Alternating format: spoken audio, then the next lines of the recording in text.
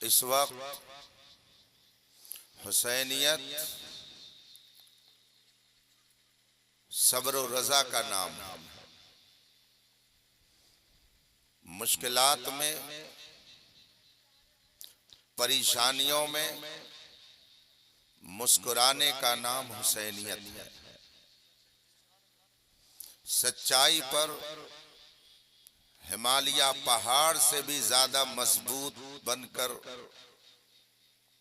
کھڑے رہنے کا نام حسینیت ہے۔ باطل کی آنکھ میں آنکھیں ڈال کر احقاق حق اور ابطال باطل کرنے کا نام حسینیت ہے۔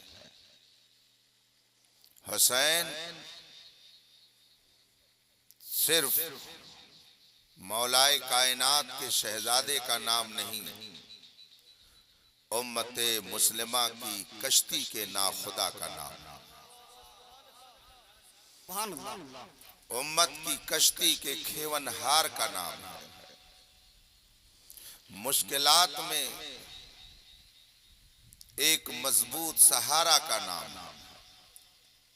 دکھ درد میں فریاد رسی کی ایک عظیم بارگاہ کا نام ہے۔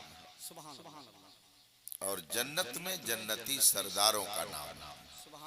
کیا بات رضا، کیا بات رضا، نام رضا کا آ ہی جاتا ہے۔ کسی نہ کسی طور پر ذکر رضا ہو ہی جاتا ہے۔ مجھے اچانک ابھی ایک جملہ یاد آیا، خلیفہ سرکار مفتی اعظم ہند شہزادے صدر الشریعہ حضور محدث کبیر علامہ ضیاء المصطفیٰ صاحب قبلہ دامت برکاتہم العالیہ نے ایک موقع پر فرمایا، عرس کسی کا ہو، محفل کسی عنوان سے سجے، اس میں ذکر رضا آ ہی جاتا ہے۔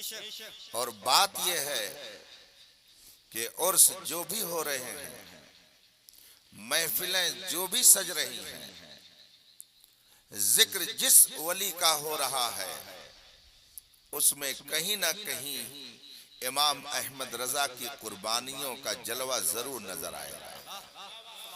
اس لیے کہ ایک تو عراق میں میدان کربلا واقع ہوا تھا 1400 سال پہلے، مگر ہندوستان میں بھی ایک کربلا ہوا تھا 150 سال پہلے۔ اس کربلا میں بھی سچائی کو ختم کرنے کی کوشش کی گئی تھی، لیکن دنیا دیکھ رہی ہے، شکست کھا کے بھی کردار ان کا زندہ ہے۔ شکست کھا کے بھی کردار ان کا زندہ ہے۔ یزید پست ہے برتر حسین والے ہوں، بیٹی بیٹے یا اختر حسین کا کنبا، خدا کے فضل سے گھر بھر حسین والے۔ زمین فلک مہو اختر حسین والے ہیں، یہ کائنات کے منظر حسین والے ہیں۔ یزیدیت سے ہے انکار بچے بچے کو، ہمارے اکبر و اصغر حسین والے ہیں۔ کٹا تو سکتے ہیں لیکن جھکا نہیں سکتے، ہمارے جسموں پہ یہ سر حسین والے ہیں۔ نعرہ تکبیر، نعرہ رسالت، حسین عظمت امام حسین۔ آسمان سے بھی زیادہ بلندیوں والی عظمت کا نام ہے۔ کیا بات رضا، اس چمنی تانے کرم کی، خدا نہ کرے کہ کبھی کسی سنی کے ذہن میں یزید سے تقابل کی بات آئے۔ کیا تقابل ہے دونوں؟ ہم یزید کی طرفداری کبھی نہیں کر سکتے۔ امام احمد رضا فاضل بریلوی رضی اللہ تعالی عنہ نے فتاوی رضویہ میں تحریر فرمایا، اہل سنت کا اس بات پر اتفاق ہے کہ یزید فاسق و فاجر جری علل کبائر تھا، اس کے فسق و فجور اور شرارت میں کوئی شبہ نہیں، ہم اس کی حمایت نہیں کرتے۔ اعلیٰ حضرت فرماتے ہیں جو یزید کو رحمت اللہ علیہ کہے وہ کوئی دشمن اہل بیت ہی ہوگا، وہ کوئی خارجی اور ناصبی ہی ہوگا۔ ہم حسین سے یزید کی تلنا اور اس کا تقابل کرنے کا تصور بھی نہیں کر سکتے۔ حسین اس کے بیٹے جو مولائے کائنات ہیں، حسین اس کے شہزادے جو سیدہ طیبہ طاہرہ ہے، حسین اس کے نواسے جو پوری کائنات میں ایک کلاس کا انسان اور پوری کائنات کا امام اور مقتدا ہے۔ کیا تقابل ہو سکتا ہے؟ کوئی تقابل نہیں، کوئی تلنا نہیں۔ کیا بات رضا اس چمنستان کرم کی، زہرا ہے کلی جس میں حسین اور حسن پھول۔ اس کی شان ہم کیا بیان کر سکتے ہیں؟ کس زباں سے ہو بیان عز و شان اہل بیت۔ مدح گوئے مصطفیٰ ہے مدح خان اہل بیت، بے اجازت جس کے گھر جبریل بھی آتے نہیں، بے اجازت جس کے گھر جبریل بھی آتے نہیں۔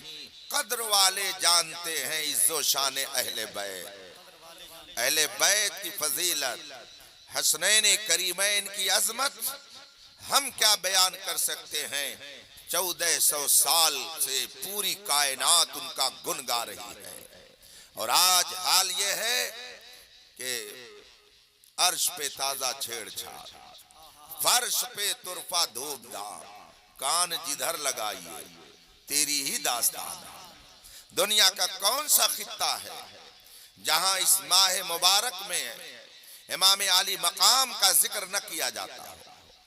میں اپنے وجدان کی بنیاد پر یہ کہہ سکتا ہوں کہ اگر مچھلیاں سمندر میں علماء کے لیے دعائے مغفرت کرتی ہیں تو میں یہ بھی سمجھ سکتا ہوں کہ سمندر کی تہ میں بیٹھی ہوئی سیپ امام حسین کی عظمت کا گنگان ہے، اس لیے کہ علماء کو جو علم ملا ان کے نانا جان کی وراثت ہے۔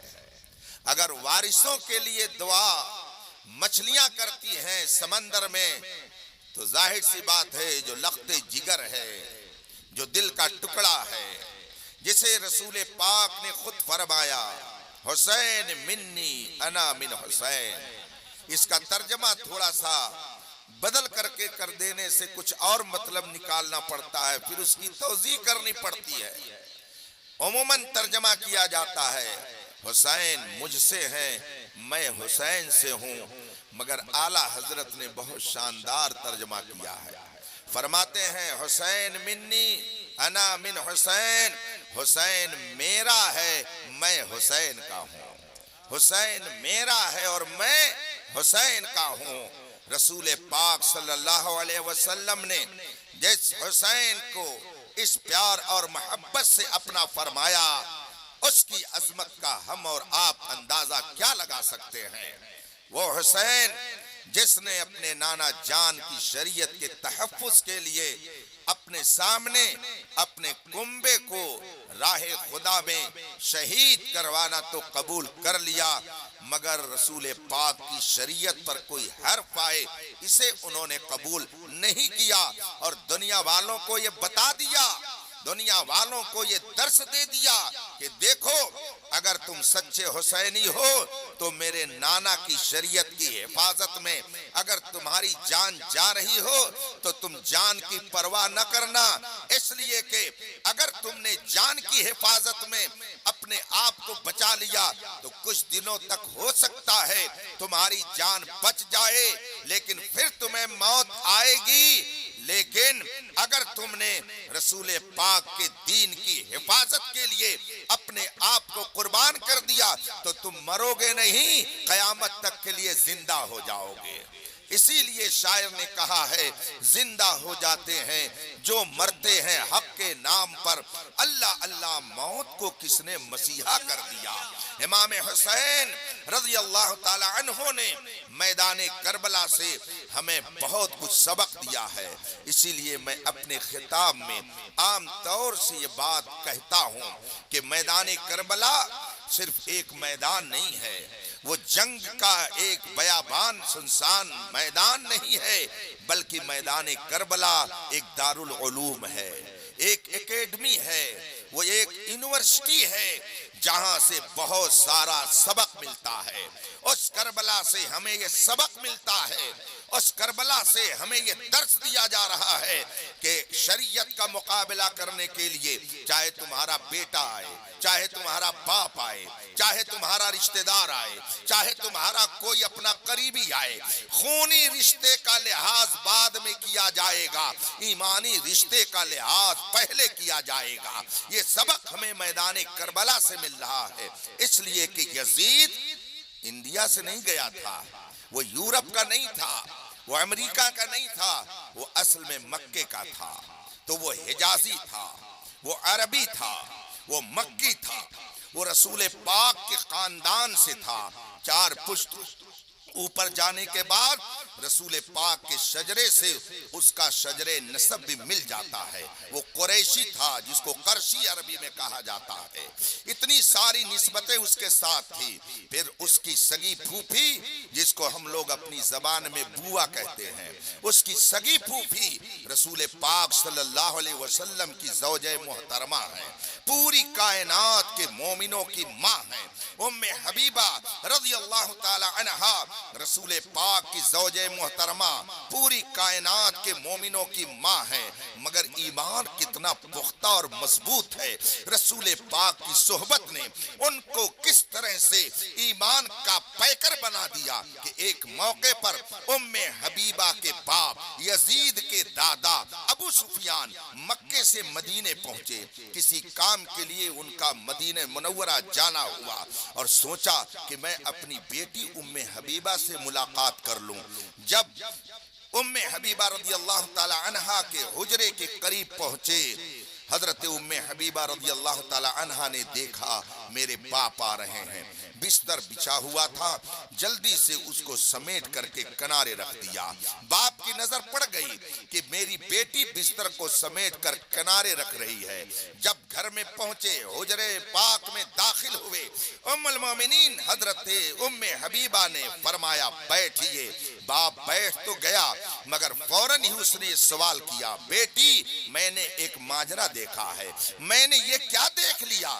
ام حبیبہ رضی اللہ تعالی عنہا فرماتی ہیں ابو جان آپ نے کیا دیکھا؟ ابو سفیان کہتے ہیں میں نے دیکھا کہ تو نے بستر کو جلدی سے سمیٹ کر کے کنارے رکھ دیا۔ عرب کا دستور تو یہ ہے کہ اگر بستر سمیٹ کر کے رکھا ہو اور کوئی مہمان آ جائے تو اس کے لیے اس بستر کو بچھا دیا جاتا ہے، مگر تو نے بستر کو سمیٹ کر کے کنارے کر دیا۔ میں تیرا باپ مکے سے چل کر آیا، تیری ملاقات کے لیے تیرے حجرے میں داخل ہو رہا ہوں۔ عرب کے دستور کے مطابق تو اس بستر کو بچھا رہنا چاہیے، مگر تو نے اسے سمیٹ کر کے الگ رکھ دیا۔ ام حبیبہ ام المومنین کتنا پیارا جواب دیتی ہیں، فرماتی ہیں آپ میرے باپ ہیں، اس سے کس کو انکار ہے؟ میں آپ کی بیٹی ہوں، اس کا کون انکار کر سکتا ہے؟ لیکن میں نے اس بستر کو سمیٹ کر کے کیوں رکھ دیا؟ ابو جان معاف کیجئے گا، یہ وہ بستر ہے جس پر میرے مصطفیٰ آرام فرماتے ہیں، اور آپ ابھی کفر کی گندگی لے کر کے آئے ہو، آپ اس لائق نہیں ہو کہ اس بستر پر بیٹھ سکو۔ یہ میرے محبوب کا بستر ہے اور آپ کفر کی گندگی میں ملوث ہیں، آپ اس بستر کے لائق نہیں ہو، اس لیے میں نے اس بستر کو لپیٹ کر کے الگ رکھ دیا۔ یہ ہے حسینیت، اور اسی کی تعلیم میرے تاج الشریعہ نے دیتے ہوئے فرمایا نبی سے جو ہو بیگانہ اسے دل سے جدا کر دو، پدر مادر برادر جان و مال ان پر فدا کر دو۔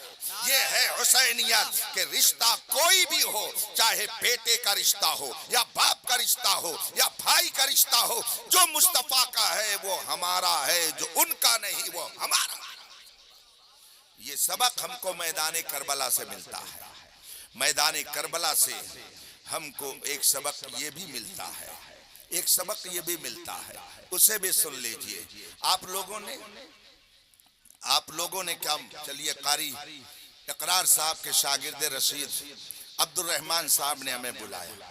بتائیے انہوں نے کیا مجھ سے پہلے سے دشمنی رکھی تھی تب بلایا, یا ان کے دل میں کوئی نرم گوشہ تھا, محبت کا کوئی جذبہ تھا, تقریر سننے کا کوئی ان کو شوق تھا, اس لیے مجھ کو بلایا. آپ کہیں گے کہ اگر حضرت دشمنی ہوتی تو اسٹیج پہ کیا گاؤں میں نہیں وہ گھسنے دیتے, محبت تھی تو آپ کو بلایا. اس کا مطلب ہے کہ جو کسی کو بلاتا ہے وہ اس سے محبت کرنے والا ہوتا ہے, اس سے نفرت کرنے والا نہیں ہوتا. ایمان روح سے بتائیے گا, حضرت امام حسین رضی اللہ تعالیٰ عنہ مدینہ منورہ سے مکہ مکرمہ تشریف لے جاتے ہیں اور مکہ مکرمہ سے پھر کوفے کا سفر کرتے ہیں. بتائیے میرے امام نے بغیر بلائے سفر کیا تھا کہ بلانے کے بعد سفر کیا تھا؟ آپ نے علماء سے نہ جانے کتنی مرتبہ تاریخ سن رکھی ہے. میں ان واقعات کو دہرانے کے لیے نہیں, ایک جھلک آپ کے سامنے رکھنے کے لیے آیا.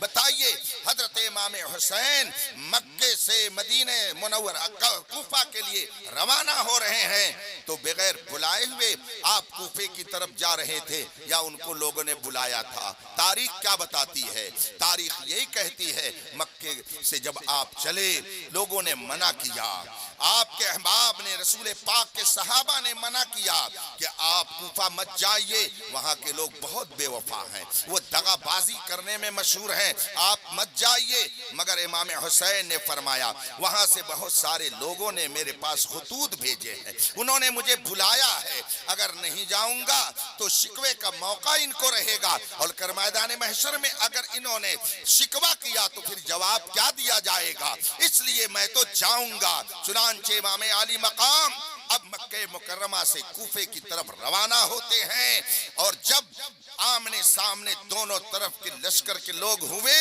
تو پھر امام حسین رضی اللہ تعالیٰ عنہ نے سامنے کے لوگوں میں سے ایک ایک کر کے نام لیا اور کہا, او فلاں بتا تو نے میرے پاس خط بھیجا تھا کہ نہیں بھیجا تھا, او فلاں تو بتا تو نے میرے پاس خط بھیجا تھا کہ نہیں بھیجا تھا. یہ دیکھ اتنے سارے خطوط ہیں, کوفے کے جن لوگوں نے خط بھیجا تھا وہ سارے خطوط امام حسین کے پاس موجود تھے. اس کی تعداد مختلف روایات میں مختلف کلمات کے ساتھ ہے, لیکن اتنا تو طے ہے کہ خطوط کوفہ کے لوگوں نے بھیجے تھے, اور امام علی مقام نے ان سارے خطوط کو, خطوں کو محفوظ رکھا تھا. جب ان سے مقابلے کی باری آئی آپ نے وہ سارے خطوط نکال کر کے تھیلے سے باہر رکھ دیا, کہا یہ دیکھو یہ تمہارے خطوط ہیں, تم لوگوں نے یہ خط میرے پاس بھیجا تھا. بتائیے خط بھیج کر کے, ایک نہیں سینکڑوں خطوط بھیج کر کے جو لوگ بلا رہے ہوں وہ دشمن ہوں گے کہ وہ محبت کرنے والے ہوں گے؟ وہ کون لوگ ہوں گے؟ کہنا پڑے گا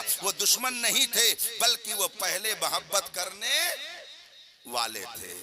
اس زمانے میں جن کے دل میں اہل بیت کی زیادہ محبت ہوتی تھی, حضرت علی رضی اللہ تعالی عنہ کی حمایت وہ زیادہ کرتے تھے, اس زمانے میں ان کو شیعان علی کہا جاتا تھا, محبان علی کہا جاتا تھا. شیعان علی کا مطلب ہوا حضرت علی کے زیادہ چاہنے والے. تو مکے سے کوفے سے جن لوگوں نے خط لکھا تھا وہ سب کے سب شیعان علی کہے جانے والے لوگ تھے, وہ محبان اہل بیت اپنے آپ کو کہتے تھے, وہ سب کے سب شیعان امام علی مقام تھے. اسی لیے انہوں نے محبت بھرے خطوط لکھے تھے کہ آپ ہمارے پاس آئیے, مگر بعد میں انہی لوگوں نے دغا کیا, انہی لوگوں نے بے وفائی کی. تو میدان کربلا سے ایک سبق یہ بھی ملتا ہے کہ قاتل کوئی اور نہیں, نہ ملک شام سے کوئی آیا نہ کسی اور ملک سے کوئی آیا, جتنے قاتل تھے یہ وہی تھے جن کو شیعہ کہا جاتا ہے.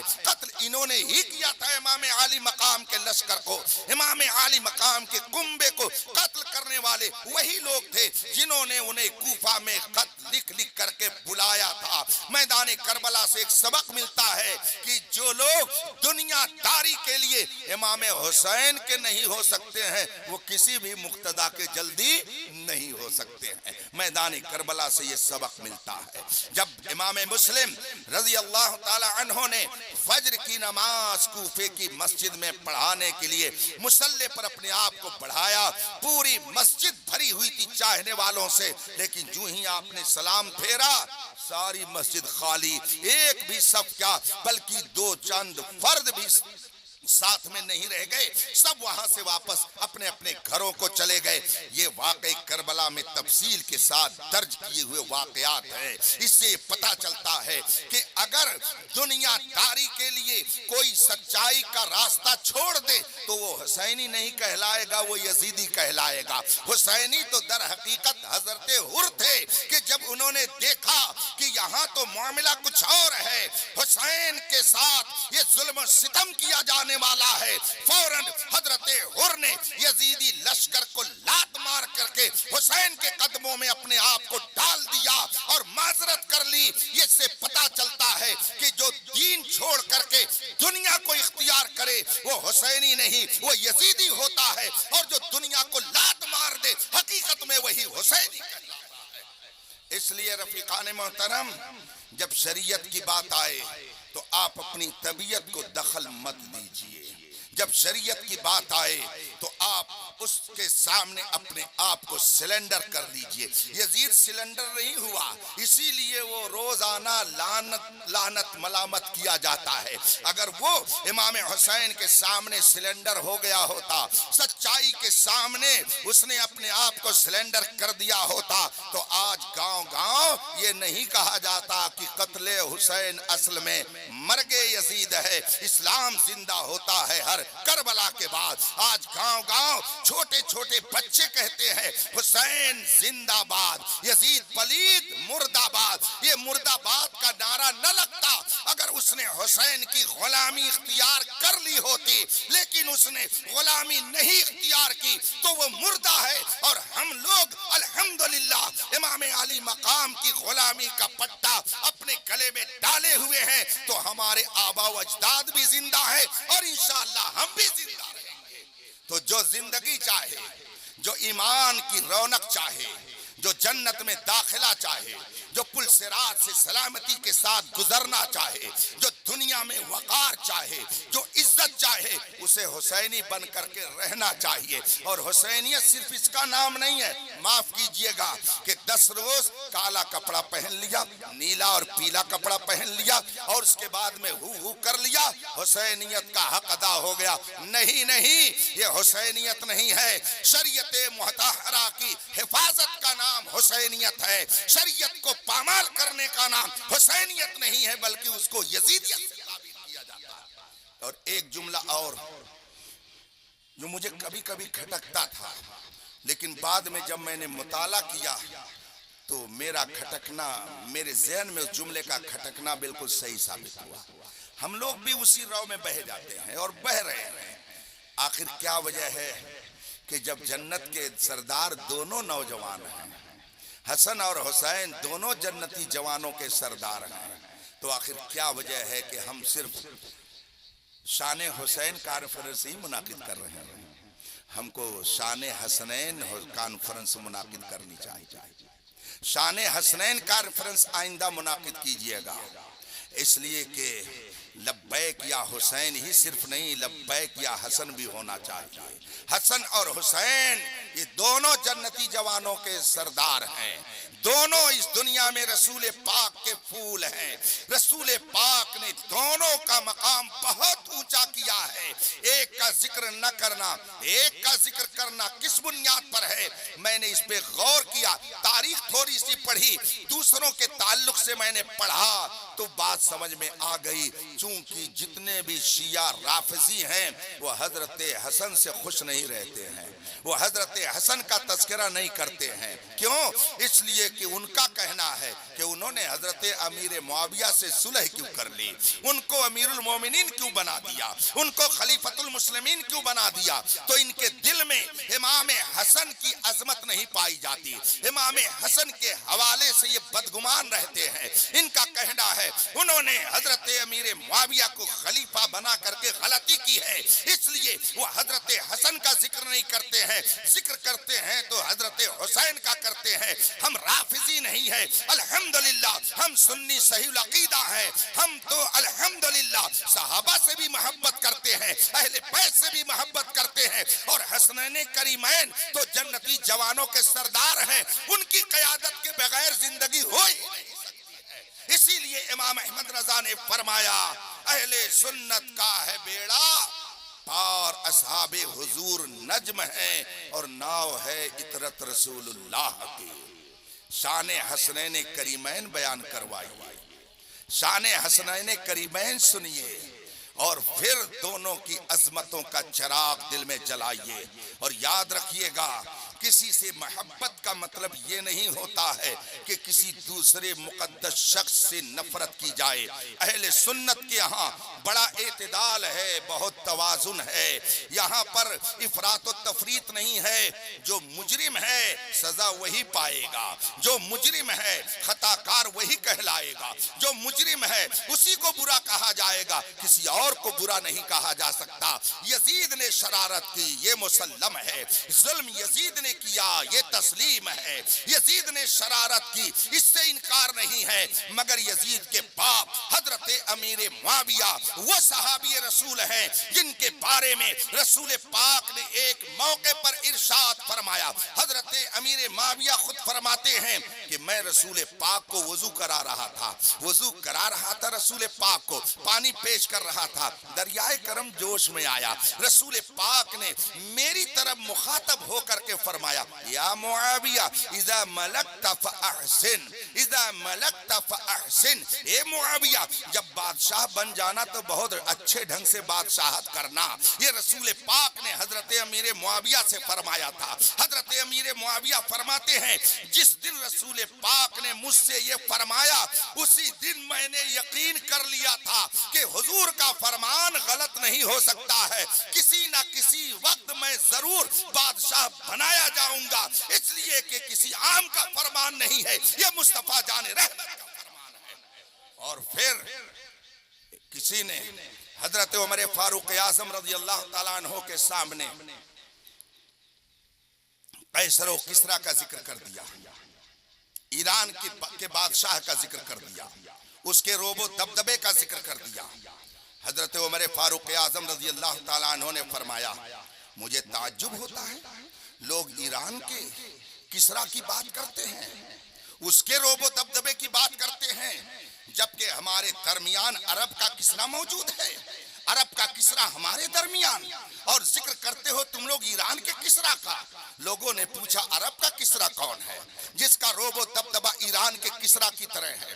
حضرت سیدنا عمر فاروق اعظم فرماتے ہیں تمہیں نہیں معلوم ہے عرب کے کسریٰ کا نام معاویہ ہے, اس کا روب و دبدبہ ایسا ہے کہ باطل طاقتیں اس کا نام سن کر کے کانپتی ہیں. ایک موقع پر فلسطین جانے کا اتفاق ہوا حضرت سیدنا عمر فاروق اعظم رضی اللہ تعالیٰ عنہ کا, اور دعوت دی حضرت امیر معاویہ نے کہ آپ آئیے فلسطین تشریف لے آئیے, اس خطے کا دیدار کیجئے, اس علاقے کا مشاہدہ اور معائنہ کیجئے.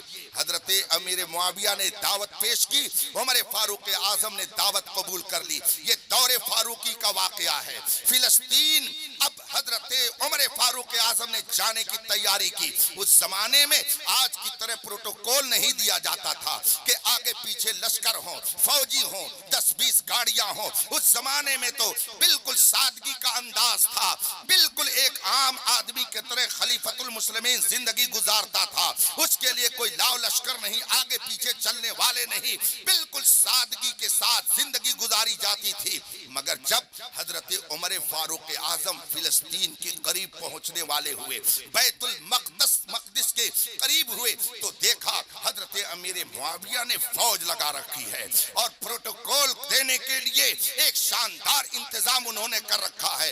حضرت عمر فاروق اعظم کو دیکھا آپ کو چلا لایا, مگر اس بھیڑ میں آپ نے کچھ نہیں کہا. اور پھر جب آپ دارالخلافہ میں تشریف لے گئے تو تو آپ نے معاویہ رضی اللہ تعالیٰ عنہ سے فرمایا معاویہ تم یہاں کے گورنر ہو, خلیفۃ المسلمین تو میں ہوں, تم نے یہ کیا کیا, میرے لیے تم نے اتنا سارا اہتمام, یہ پروٹوکول تم نے جو دیا ہے, یہ فوج کو جو تم نے کھڑا کر دیا, یہ اہتمام جو تم نے کیا ہے, یہ مجھے اچھا نہیں لگ رہا ہے. یہ بتاؤ کہ تم نے ایسا کیوں کیا, یہ تمہارے اندر کہاں سے جذبہ پیدا ہو گیا, یہ شاہانہ کر و فر کیوں تمہارے اندر آ گیا. حضرت معاویہ رضی اللہ تعالی عنہ نے اپنے خلیفۃ المسلمین کو جواب جو دیا ہے, امیر المومنین نے اسے سن کر کے دعاؤں سے نوازا. حضرت معاویہ کہتے ہیں امیر المومنین خلیفۃ المسلمین, بے شک آپ ہمارے امیر ہیں, آپ خلیفۃ المسلمین ہیں, میں آپ کا ماتحت آپ کا گورنر ہوں, لیکن میں نے یہاں پر یہ کیوں کیا ہے, میری عرضی سماعت فرمائی جائے. چنانچہ حضرت امیر معاویہ نے کہا بیت المقدس وہ جگہ ہے, فلسطین وہ علاقہ ہے جہاں پر یہودی بھی آتے ہیں, یہاں پہ نصرانی بھی آتے ہیں, یہاں پہ مجوسی بھی آتے ہیں, یہاں پہ مشرک بھی آتے ہیں. دوسری قوموں کے بادشاہ بیت المقدس کی زیارت کرنے کے لیے آتے ہیں, لیکن جب کوئی یہودی مقتدی آتا ہے, کوئی عیسائی پیشوا آتا ہے, تو اس کے ماننے والے یہاں پر یوں ہی پروٹوکول دیا کرتے ہیں, اور جو بھی ان کا کوئی سیاسی رہنما آتا ہے تو یوں ہی وہ کر و فر کے ساتھ یہاں آتے ہیں. میں نے سوچا پوری دنیا اسلام کا خلیفۃ المسلمین اگر سادگی سے آ جائے گا تو ان پر غلط اثر پڑے گا. میں نے اسلام کا رعب ان پر قائم کرنے کے لیے یہ سارا انتظام کیا ہے, تاکہ دنیا والے یہ جان لے کہ اسلام کا لاشوں کا مذہب نہیں ہے, یہ باروب انسانیت کا مذہب ہے. یہ حضرت امیر معاویہ نے عمر فاروق اعظم کے ساتھ سلوک کر کے بتا دیا کہ اسلام کا رعب و دبدبا قائم کرنے کے لیے بھی کبھی کبھی ایسے اقدامات کیے جا سکتے ہیں کہ جس سے دوسری قوموں پر اچھا اثر قائم ہو. وہ ہیں حضرت امیر معاویہ. تو یزید کو جو چاہیے آپ کہیے, میں آپ کو منع نہیں کرتا, نہ میں اس کی حمایت کرتا ہوں. ہاں لیکن یہ بھی یاد رکھیے گا کچھ لوگ ہیں, ابھی بھی کچھ لوگ ہیں جو اس کی حمایت میں لگے رہتے ہیں. میں نے ایک تقریر سنی, ایک شخص نے انگلش میں تقریر کیا بامبے کے اندر. اپنی تقریر میں اس نے کہا کہ یزید امیر المومنین تھا, یزید برحق تھا, حسین کو کربلا جانے کی ضرورت کیا تھی. اس نے شرارت کیا ہے, اس نے بامبے کی اپنی تقریر میں اس طرح سے خباثت کیا. علل اعلان اس نے کہا یزید امیر المومنین ہے, حسین کو کربلا جانے کی ضرورت نہیں تھی, حسین نے جا کر کے غلطی کی. جب میں نے اس کی یہ بات سنی مجھے بے حد تکلیف ہوئی, میں بہت دکھی ہوا, لیکن اس کا نتیجہ بھی نگاہوں کے سامنے آ گیا کہ اس بدبخت کو حکومت ہی نے سزا دے دی اور تڑی پار کر دیا گیا, کہیں اور جا کر کے بسا ہوا ہے. ہندوستان کی حکومت نے اس کی زبان کو بند کر دیا.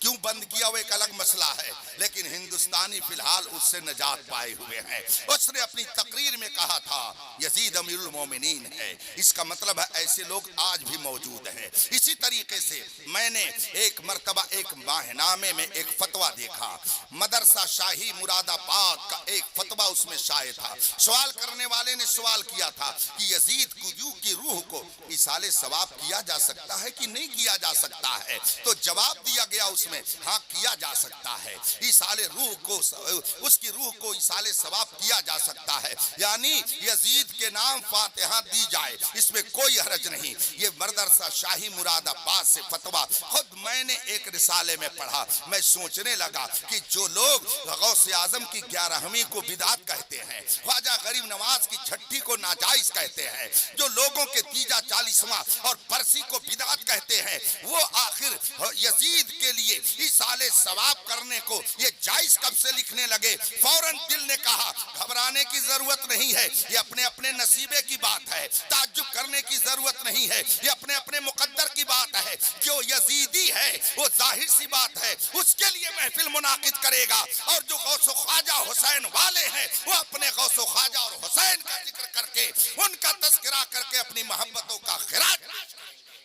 خدا کا شکر ہے کہ اس نے ہمیں یزیدیوں میں نہیں رکھا بلکہ حسینی. اچھا اب ایک سبق اور سن لیجئے, اس کے بعد اپنی بات ختم, 2:15 بج گیا. دوسرے خیمے میں بھی اذان ہوتی تھی کہ نہیں ہوتی تھی؟ یزیدیوں کے خیمے میں اذان ہوتی تھی کہ نہیں ہوتی تھی؟ ہوتی تھی، تاریخ پڑھ لیجیے، ادھر بھی اذان ہوتی تھی، ادھر بھی اذان ہوتی تھی، ادھر بھی نماز ہوتی تھی، ادھر بھی نماز ہوتی تھی۔ بلکہ حضرت حر رضی اللہ تعالیٰ عنہ کا وہ پیارا جملہ تاریخ میں موجود ہے، جب نماز کا وقت ہوا، اذان ہوئی تو حضرت امام حسین نے اس سے فرمایا، حضرت حر سے فرمایا کہ تم الگ نماز پڑھو گے کہ میرے ساتھ پڑھو گے؟ اس نے کہا حضور میں تو آپ کی ابتدا میں نماز پڑھوں گا، آپ نماز پڑھائیے، آپ ابتدا ہیں، آپ پیشوا ہیں، میں نماز پڑھوں گا۔ حضرت حر رضی اللہ تعالی عنہ نے حضرت امام علی مقام کی ابتدا میں نماز پڑھی۔ اس کے بعد میں عمرو بن سعد جب آیا تو اس نے اپنا نظام الگ کیا، ادھر بھی اذان ہے، ادھر بھی اذان ہے، حسینی خیمے میں بھی جماعت ہے، یزیدی خیمے میں بھی جماعت ہے۔ آپ انصاف سے بتائیے گا، سچے حسینی بن کر کے بتائیے گا، کیا دونوں اذان اور دونوں نماز اور دونوں جماعت کا درجہ ایک آپ کے نزدیک ہوگا؟ آپ کیا کہہ سکتے ہیں؟ چاہے یزیدی اذان ہو، چاہے حسینی اذان ہو، چاہے یزیدی جماعت ہو، یزیدی جماعت ہو یا حسینی جماعت ہو، دونوں ایک جیسی ہے۔ کیا کوئی آپ میں سے اس کو کہنے کے لیے تیار ہے؟ آپ کہیں گے حضرت ایسا کیسے ہو سکتا ہے؟ حسینی اذان اور ہے، یزیدی اذان اور ہے، حسینی نماز اور ہے، اس کا درجہ اور ہے، حسینی جماعت کا درجہ اور ہے۔ مجھے انصاف سے بتائیے گا، اگر 1400 سال پہلے دونوں جماعتیں، دونوں نمازیں، دونوں اذانیں ایک جیسی ہونے کے باوجود درجہ دونوں کا ایک نہیں ہے، حسینی اذان اور یزیدی اذان اور، تو 1400 سال کے بعد ہر اذان اور ہر جماعت ایک برابر کیسے ہو سکتی ہے؟ اگر اس زمانے میں دونوں میں فرق تھا تو آج بھی دونوں میں فرق رہے گا، حسینی اذان اور یزیدی اذان اور۔ اسی طریقے سے وفاداران مصطفیٰ کی اذان اور ہے، غداران مصطفیٰ کی اذان اور ہے۔ دونوں کو جو ایک کرے وہ یزیدی تو ہو سکتا ہے مگر اسے حسینی کبھی نہیں کہا جا سکتا۔ اس کو بھی آپ اپنے ذہن میں رکھیے، یہ سبق بھی ہم کو میدان کربلا سے ملتا ہے۔ حضرات، امام علی مقام رضی اللہ تعالی عنہ نے ایک بڑا احسان اور ہم پر آپ پر کیا۔ وہ کیا کہ آپ نے یزید کو امیر المومنین تسلیم نہیں کیا، آپ نے اس کو خلیفۃ المسلمین نہیں مانا، اس کے ہاتھ پر بیعت نہیں کی۔ اس کے ذریعہ جو اور احسانات ہیں وہ تو ہیں ہی ہیں۔ ایک عظیم احسان یہ ہے، مسئلہ اور تاریخ اور معمول جو اس زمانے کا تھا، جو اس زمانے میں رائج تھا، وہ یہ تھا کہ جو امیر المومنین ہوتا، جو خلیفۃ المسلمین ہوتا، وہی مصلی امامت پر رہتا۔ عید ہو چاہے بقرہ عید، جمعہ ہو چاہے پنج وقتہ، جو خلیفۃ المسلمین ہوتا وہی پڑھاتا تھا، اور سب اس کی اقتداء میں نماز پڑھتے تھے۔ اسی لیے تو ہم کہتے ہیں کہ رافضی کہتا ہے کہ ابو بکر و عمر اور عثمان رضی اللہ عنہم کی خلافت غلط تھی، یہ سب مسلمان نہیں تھے۔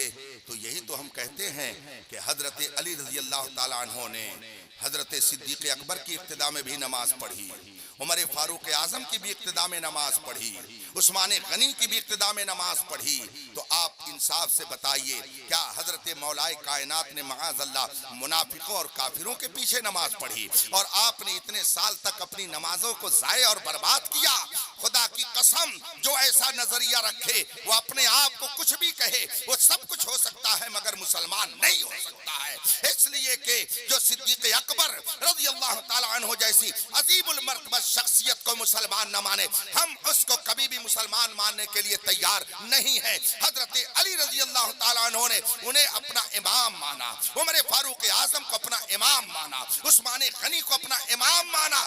تو جو مولائے کائنات نے مانا وہ ہم بھی مانیں گے، انہوں نے امام مانا تو ہم بھی مانیں گے۔ یہی ہے اصل میں حضرت علی رضی اللہ تعالی عنہ کا ماننا۔ تو جو خلیفہ ہوتا وہی نماز پڑھاتا۔ اگر یزید کو امام علی مقام نے خلیفہ مان لیا ہوتا تو اگر کبھی وہ دمشق سے، ملک شام سے مدینہ منورہ آتا تو مدینہ منورہ میں مسجد نبوی میں مصلی پر وہی جاتا، اس لیے کہ وہ خلیفہ تھا، خلیفہ رہتا ہے، امیر المومنین رہتا ہے تو مصلی پر وہی کھڑا ہوتا۔ रसूल पाक के मुसल्ले पर वही खड़ा होता, मस्जिद नबवी में इमामत वही करता। ऐसा बदकार फासिको फाजिर मुसल्ले पर होता और इमाम हुसैन जैसे इमामुल अत्किया को उसके पीछे खड़ा होना पड़ता।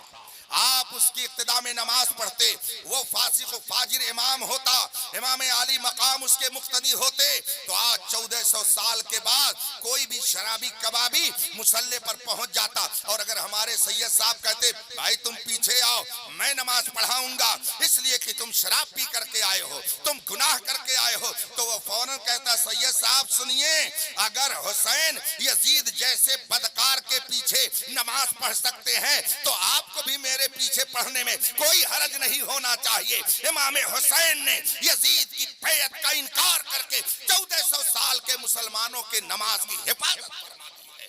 ये वो एहसान है जिसे हम कभी भुला नहीं सकते हैं। अल्लाह तबारक व तआला हसनैन करीमैन का सदका हम सबको अता फरमाए, उनकी फैज़ बरकत से कायनात को माला माल करे। अहले बैत से मोहब्बत ईमान का हिस्सा, मगर याद रखिएगा किसी सहाबी की शान में अदना सी गुस्ताखी अगर किसी ने किया तो उसके ईमान की खैर नहीं है। ये मैं नहीं कहता, ये कुरान कहता है, ये रसूल पाक की हदीस कहती है। आखिरी हदीस सुन लीजिए जो सहाबा के हवाले से रसूल पाक ने बयान फरमाई। फरमाते हैं, ये हदीस हजरत सिद्दीना अबू सईद खुदरी रज़ी अल्लाह ताला अन्हु से मरवी है।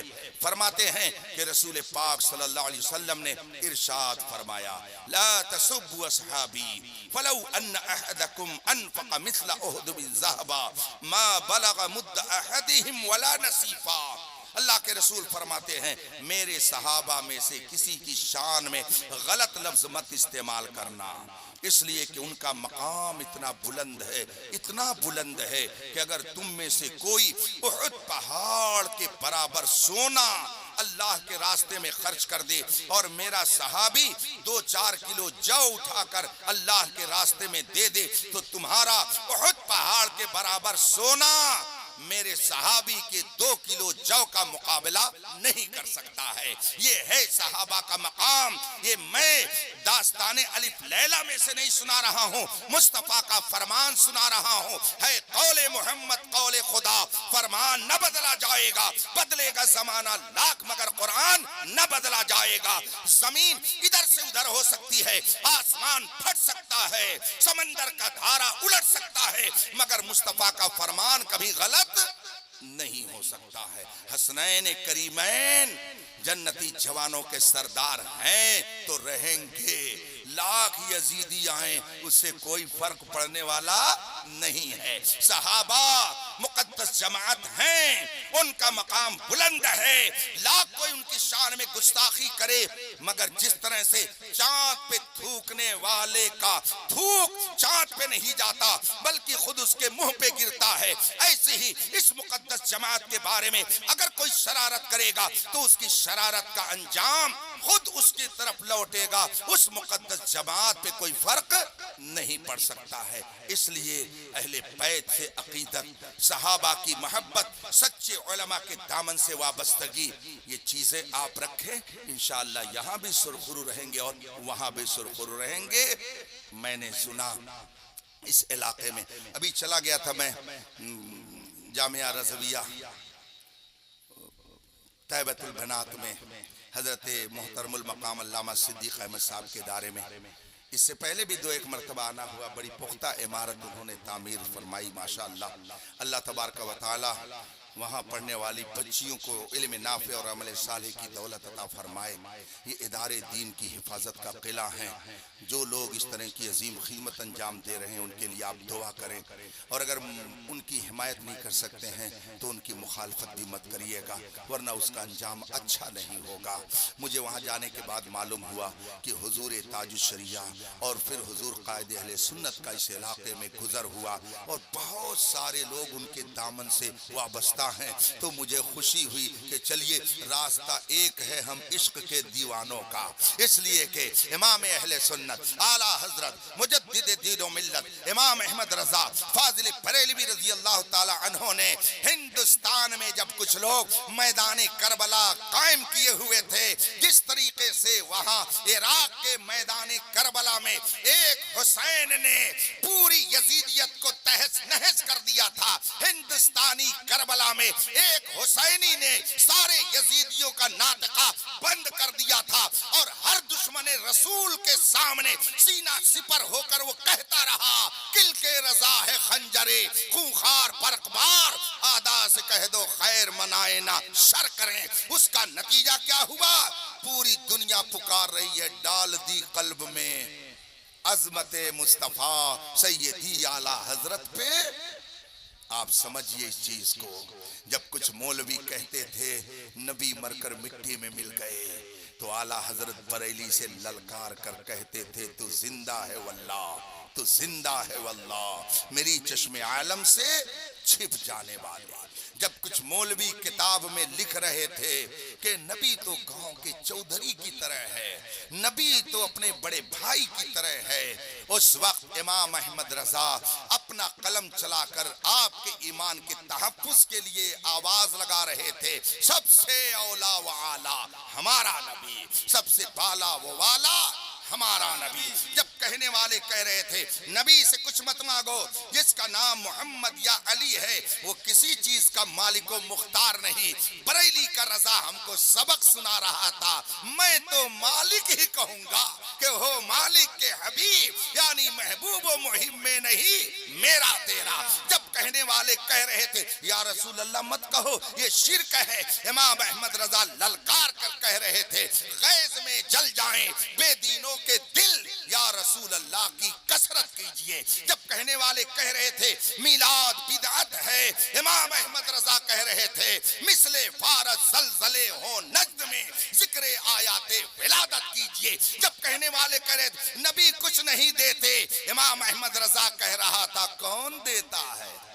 دینے کو منہ چاہیے، دینے والا ہے سچا ہمارا نبی۔ ایمان روح سے بولیے گا حسین ہمیں کس نے دیا، حسن مجتبی ہمیں کس نے دیا، سیدہ طاہرہ فاطمۃ الزہرا جیسی پاکیزہ کردار شخصیت ہمیں کس کے ذریعہ ملی، حضرت صدیق اکبر کو کس نے دیا، عمر فاروق اعظم کو کس نے دیا، حضرت عثمان غنی کو کس نے دیا، مولا کائنات ہم کو کس کے ذریعہ ملے، لا و رب العرش جس کو جو ملا ان سے ملا، بڑھتی ہے کونین میں نعمت رسول اللہ۔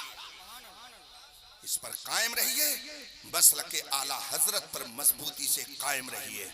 خوش نصیب ہیں وہ لوگ جنہوں نے میرے تاج الشریعہ کا دیدار کیا ہے، سبحان اللہ۔ وہ خوش نصیب ہیں جن کو ان کا دامن نصیب ہوا ہے، جنہوں نے دور سے دیکھا انہوں نے سمجھا کہ یہ پیر ہیں، لیکن جنہوں نے قریب سے دیکھا انہوں نے کہا ارے یہ صرف پیر ہی نہیں ہے، یہ غوث اعظم تک پہنچانے کی مضبوط زنجیر ہے، اتنی مضبوط زنجیر ہے کہ وہ خود فرماتے ہیں الحمدللہ میں قادری ہوں، لیکن یاد رکھنا میں تنہا اپنے لیے ہی نہیں کچھ کہہ رہا ہوں، بلکہ فرماتے ہیں اختر قادری خلد میں چل دیا، خلد واہ ہے ہر ایک قادری کے لیے۔ یہ قادری نسبت ہم کو کس نے دیا، غوث اعظم کس نے دیا، خواجہ غریب نواز کس نے دیا، ہم کہیں گے میرے مصطفیٰ نے دیا ہے، رسول پاک نے دیا ہے۔ اس لیے اگر کوئی کہتا ہے نبی کچھ نہیں دے سکتے اور اعلیٰ حضرت فرماتے ہیں سب نبی کے در سے ملتا ہے، تو اب دونوں کو ملانا یہ گویا یزیدیت اور حسینیت کو ایک کرنا ہے۔ یزیدیت اور حسینیت قیامت تک ایک نہیں ہو سکتی ہے۔ اسی طریقے سے گستاخان رسول کا طبقہ اور وفاداران مصطفیٰ کا طبقہ ایک کبھی نہیں ہو سکتا ہے۔ جو مصطفیٰ کا وفادار ہے وہ ہمارا ہے، جو ان کا نہیں ہے وہ ہمارا۔ اللہ تبارک و تعالی ہم کو اس پر عمل کی توفیق عطا فرمائے۔ اور جو لوگ کہتے ہیں حالت بہت خراب ہے، میدان کربلا سے زیادہ حالت خراب ہو گئی، یہ کہا ہو آج کل میدان کربلا سے زیادہ حالت خراب ہے کیا؟ ادھر کل 72، ادھر تھے 22,000، उधर हर एक के पास असलहा, इधर चंद सामान हिफाजत का। उससे ज्यादा हालात खराब है क्या? कैसे हुसैनी बनते हैं? खिचड़ा खोर हुसैनी मत बनिएगा। खिचड़ा खोर हुसैनी और होते हैं और सच्चे हुसैनी, हाँ, बात पे बात निकलती जा रही है, बात बहुत लंबी हो गई। लैला मजनू का वाकया सुना है कि नहीं आप लोगों ने? वो तो सबको हंसी आ जाती। हम भी जब छोटे थे तो लैला मजनू का नाम सुन करके हंस देते थे, लेकिन जब हमने फतावा रज़विया पढ़ा तो पता चला कि मजनू वो कोई लाखैरा नहीं था, वो आरिफ बिल्लाह था, वली कामिल था। अपनी मोहब्बत खुदावंदी को उसने लैला के रूप में छुपा रखा था। वो अल्लाह के वली थे, आरिफ बिल्लाह थे। लैला ने एक दिन अपनी नौकरानी से कुछ गुफ्तगू किया। नौकरानी ने कहा, मोहतरमा आप कहती हो मेरा मजनू सिर्फ एक है, मगर बाहर जाकर के देखिए आपके कितने मजनू हैं, न जाने कितने मजनू आपके गली में घूमते रहते हैं। लैला ने कहा कि नहीं, मेरा मजनू सिर्फ एक है। कई एक नहीं, सिर्फ एक है। नौकरानी ने कहा मैं नहीं मान सकती। लैला ने कहा आजमा लो। कहा कैसे आजमाया जाए? कहा हलवा तैयार करो। नौकरानी ने हलवा तैयार किया। हलवा तैयार हो गया। लैला ने कहा उसको तश्तरी में रख दो। तश्तरी में हलवा रखवाया और उसके बाद में कपड़े से उसको ढकवाया और कहा बाहर लेकर के जाओ और कहो जो मजनू है वो आगे आए। लैला ने उसके लिए हलवा भेजा है। जो ही नौकरानी तश्तरी लेकर बाहर निकली और उसने आवाज लगाया, कौन है? मजनू आगे आए। लैला ने उसके लिए हलवा भेजा है। अभी एक आवाज उसने निकाली थी कि फौरन पूरा सहन भर गया, मैं मजनू, मैं मजनू, मुझे दो, मुझे दो। थोड़ी देर में सारा हलवा खत्म हो गया। लैला की नौकरानी जलाल में अंदर गई और तश्तरी को ले जाकर के लैला के सामने पटक दिया और कहा, लैला माफ करना, मेरी मखदूमा माफ करना, मैंने पहले ही कहा था कि तेरे बहुत सारे मजनू हैं, जाके बाहर देख कितने मजनू हैं। लैला ने दबी जबान में जबाने हाल से कहा, इब्तिदाई इश्क है रोता है क्या, आगे आगे देखिए होता है क्या। अभी तो एक पेपर था, जरा आसान था, अभी एक ही पेपर में रिजल्ट नहीं आउट होगा, और भी पेपर अभी देने हैं, अभी और इम्तिहान होना। कहा अब क्या करना है? कहा इसमें जाओ छुरी रख लो। अब उस नौकरानी ने उसमें छुरी रखा।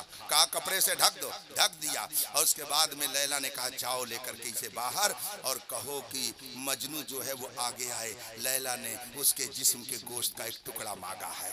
अब उसने थाली में सजा करके जो ही बाहर कदम आगे निकाला, बाहर निकाला, जितने हलवा खोर हलवा चाट रहे थे वो समझे कि फिर मेहरबानी हो गई है, दोबारा फिर हलवा आ गया है। इसने कहा कौन है मजनू? इतना सुना था, सब आ गए, मैं। अब सबने हाथ फैलाना शुरू कर दिया। नौकरानी ने कहा साइलेंट, सबको मिलेगा, लेकिन थोड़ा सब्र करो, सबको मिलेगा। अब सब अपनी जगह पे खड़े हो गए। अब लैला की नौकरानी ने कपड़ा हटाया, छुरी हाथ में लिया और कहा जो मजनू है वो आगे आए। लैला ने उसके जिस्म के गोश्त का एक टुकड़ा मांगा है। इतना सुनना था कि जितने हलवा खोर मजनू थे सब गायब हो गए, पूरा मैदान खाली हो गया। लैला की नौकरानी खड़ी तमाशा देख रही, अरे ये कहाँ गए सब मजनू? ये सब हलवा खोर मजनू थे क्या? एक भी नहीं दिख रहे हैं, सब गायब हो गए। बहुत देर तक वो महवे हैरत तमाशा देखती रही। इतने में एक गिरता पड़ता आदमी आगे बढ़ा, कपड़े उसके फटे हुए, बाल उलझे हुए, और उसने छुरी ली और लेने के बाद फौरन उसने गोश्त का टुकड़ा काटना शुरू कर दिया, गोश्त काटना शुरू कर दिया। लैला की नौकरानी चीख पड़ी और उसने छुरी छीना और ले जाकर के नौकरानी ने लैला के सामने रख करके कहा माफ करना लैला, आज मैं मान गई कि तेरे मजनू कई एक नहीं है, तेरा मजनू हकीकत में एक है और बकिया जितने मजनू थे वो सब हलवा खोर मजनू थे। इसी तरीके से इस जमाने में ये खिचड़ा खोर हुसैनी ज्यादा हैं और जो असली हुसैनी है जब उनसे उनका साथ देने की बारी आती है तो पूरी मस्जिद खाली हो जाती है। तो खिचड़ा खोर हुसैनी मत बनिए, सच्चे हुसैनी बनिए। मजनू एक था حلوہ خور نہ جانے کتنے تھے ہندوستان میں جب میدان کربلا بنایا یہود و نصارہ کے ایجنٹوں نے یہاں پر رسول پاک کی شان میں گستاخیوں پر مشتمل کتابیں لکھنی شروع کیا رسول پاک کی عظمت کو گھٹانے کے لیے کتابوں میں انہوں نے تحریریں شروع کر دیا اپنے اقوال اپنے بیانات کے ذریعہ اپنے رسالوں کے ذریعہ اولیاء کرام کی عظمت کو گھٹانے کی تحریک چلائی غوث و خواجہ سے دور کرنے کے لیے منظم پلان لے کر کے جب آگے بڑھے خانقاہ موجود تھی اس میں کوئی شک نہیں ہے سینکڑوں خانقاہ سینکڑوں درسگاہ سینکڑوں علماء ہندوستان میں موجود تھے مگر جو مجنو میدان میں آیا اسے احمد رضا کہا جاتا ہے اس احمد رضا نے چومکھی لڑائی لڑی چاہے نجدیت سامنے آئی چاہے وہابیت سامنے آئی چاہے دیوبندیت سامنے آئی چاہے رافضیت سامنے آئی چاہے صلح کلیت سامنے آئی چومکھی لڑائی لڑ کر کے امام احمد رضا نے ہر باطل کا منہ بند کر دیا اور 1000 کتاب لکھ کر کے ہمارے ایمان کی ایسی حفاظت فرمائی کہ خود ہی تحدیث نعمت کے طور پر کہا ملک سخن کی شاہی تم کو رضا مسلم یہ سنت آ گئے ہو سکے بٹھا دیے ہیں یہ ہے حسینیت اس کو حسینیت کہتے ہیں اس پر قائم رہیے انشاءاللہ یہاں بھی باعزت رہیں گے اور وہاں بھی باعزت رہیں گے وآخر دعوانا الحمدللہ رب العالمین السلام ایک کلام کے لیے جناب سمیر رضا صاحب قبلہ الہ آبادی وہ تشریف لا رہے ہیں آپ حضرات